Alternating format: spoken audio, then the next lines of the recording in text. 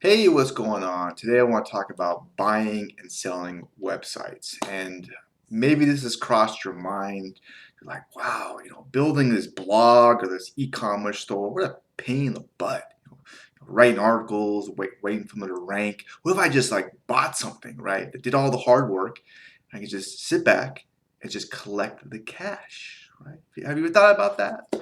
Um, well, here's the thing. When it comes to buying a website, it's probably best to kind of know what you're doing, right?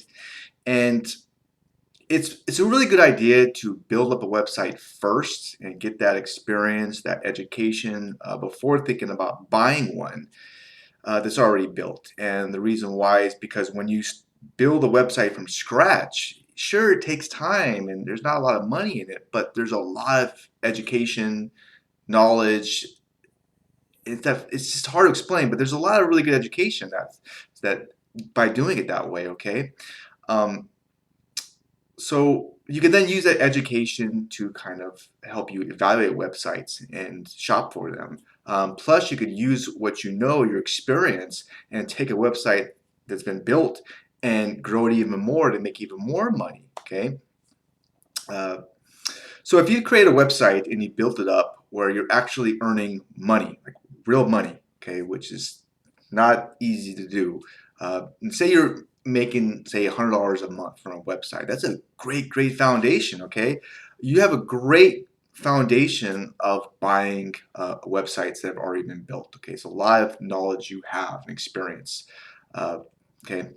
So that's probably better to do it that way, to build one from scratch. Even if it does take a little bit longer, it's probably a better approach. Now, when it comes to selling a website, right? Well, anyone can sell a website if they don't want to grow it anymore, or they want to cash out. They want to make a bunch of money from the website. And how it works is, say you built up like, say, a blog, and you're making $100 a month, right? Uh, Usually there's a multiplier, meaning you would sell the blog or the website for 30 to 45x. And what that means is you would get 30 to 45 times the monthly earnings of the website. So for example, you have a website that earns $100 a month, okay? And say you sell it for 30x, then you would get $3,000 for your blog. Okay, that's how you would cash in your chips, right? That's how that would work. Now that 30 to 45x is really just a ballpark, and the website can go for, of course, higher or lower than that. But it gives you an idea, okay, what to expect, how that works. Now you might have also thought about this, and these websites are out there in the marketplace. These discounted budget websites, right? They got some issues. They have potential though, whatever. Um, Buying a website that has a lot of problems usually is more trouble than it's worth, okay? And a good rule of thumb is that if a website or a blog is not making any money, like nothing, then it's not really worth anything. It's not worth any money, okay?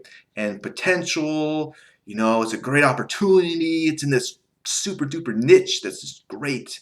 It's all just pie in the sky and doesn't really mean a lot, okay?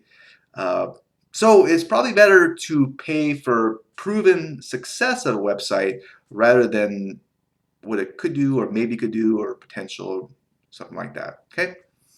Other things which you might want to consider when buying a website is the monetization of it, okay? And there's a lot of ways a website could make money, okay? One, very classic and proven way is through affiliate offers and links, okay? Where someone clicks on a link and they go to some website, they buy something, you get paid, okay? It's a great way to monetize something and make money online. But what you got to consider about affiliate programs is if you do buy a website, you're going to have to change all those affiliate links to your name so that you get paid. And you're going to have to sign up for those same affiliate programs, okay? And what's interesting about affiliate marketing is some programs are just picky. They just are. And you're going to have to re-sign up. So it's something to think about when if you're thinking about purchasing a website, okay? All right. Also, with advertising, there's different networks out there, okay? And you're gonna probably have to sign up for the network, and then that site operator has, and then transfer it into your name. So you're gonna have to go through that process as well, through the advertising, through ads. If the website has ads, which it probably does, maybe doesn't.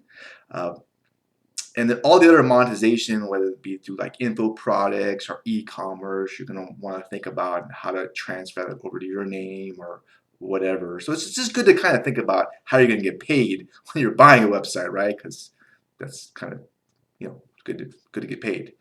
Something to think about. Just think about in advance. So I really just kind of scratched the surface on buying and selling websites. I just want to talk about a few things, some major things. There really is a whole lot more to it, and I actually created a whole post about it. I go into a little more detail about it.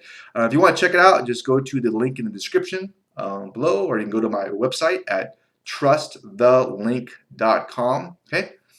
I talk about one thing which I think is super important. That is how to avoid getting scammed. Okay, that's probably good to know if you're buying a website or anything. I talk about that, some ideas on how to avoid that. I go over where to purchase and sell a website, the different places and ideas, the pros and cons of them. Plus, the one thing you absolutely need to have. Okay, you have to have this. So I hope this video or podcast maybe give you some food for thought. Maybe helped you out a little bit.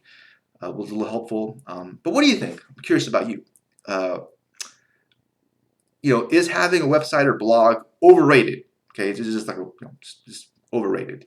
Do you think it's too competitive to have a website nowadays? Market's too saturated, right? What do you think? I'm curious. Leave a comment below. Anyways, so I wish you the best. Hey, have a great rest of your day. Okay, bye for now.